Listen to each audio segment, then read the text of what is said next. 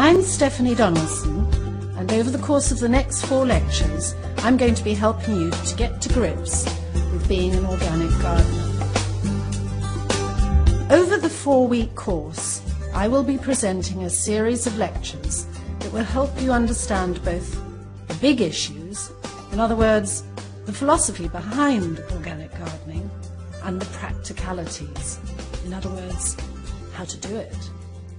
I will guide you through the steps you can take to adopt a chemical-free, sustainable and benevolent way of caring for your garden that will be good for your health and that of the environment while keeping your garden looking great. Lecture 1, The Philosophy and Origins of Organic Gardening. This is an introduction to the subject and the people who have turned an age-old way of tending the soil and growing plants into the most environmentally kind and sustainable way of gardening for the 21st century. I'm an organic gardener, and presumably, given that you've signed up for this course, you are too, or would like to become one.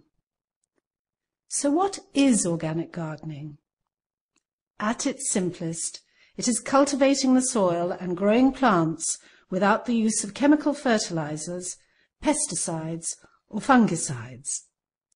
Organic gardeners believe that the key to successful growing is to create a healthy soil. It is a safe and sustainable method of gardening that ensures that the soil is passed on from generation to generation in good heart. Done well, it is also the most environmentally friendly way to garden, and is now widely recognized as such. So why does this matter?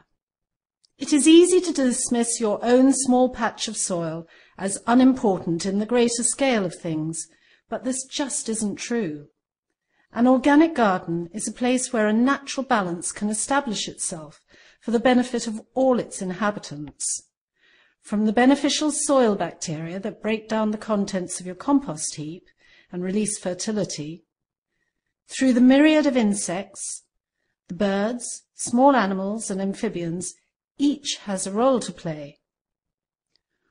Organic gardening is not just about growing your own fruit, flowers and vegetables without recourse to artificial fertilizers or pesticides. It's about promoting biodiversity and helping maintain the chain of innumerable life forms in the process. It is extraordinarily complex and interconnected. For example, did you know that ants are symbiotic with violets, cyclamen and coreodalis? There's a fleshy bit on the seeds which they take down to their nests and feed to their young, before taking the seed away to grow elsewhere.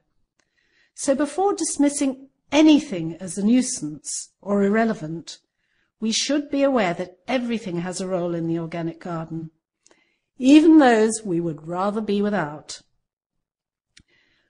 When I began organic gardening, we were widely regarded as eccentrics who wanted to turn back the clocks and return to a bucolic 19th century way of gardening. I don't suppose the fact that many of us, myself included, were hippies living an alternative lifestyle helped.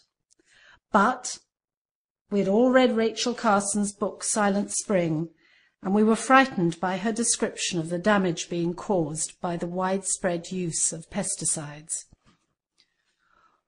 Although she was writing about American agriculture in the 1960s, it was clear to us that what she revealed had far wider implications. It seems extraordinary now that at the time she wrote her book, the chemical DDT was in everyday use in domestic homes and gardens, as well as in agriculture. It was perceived as so safe that it was advertised with a catchy jingle, DDT, good for you and good for me. In sourcing this image for my lecture, I was horrified to find another one for DDT-impregnated wallpaper for use in children's bedrooms. It seems unimaginable now, but it was back in the days when science thought it had simple solutions to every problem, and the phrase side effects had yet to be coined. But in Silent Spring, Rachel Carson uncovered the unforeseen harm these pesticides were having on the environment, particularly on birds. DDT was causing thinning of eggshells, and this was causing reproductive problems and death. Evidence of the damaging effect of this and other chemicals was growing, but the manufacturers had much to lose by going public. Rachel Carson accused them of a cover-up, and public officials of uncritical acceptance of industry claims.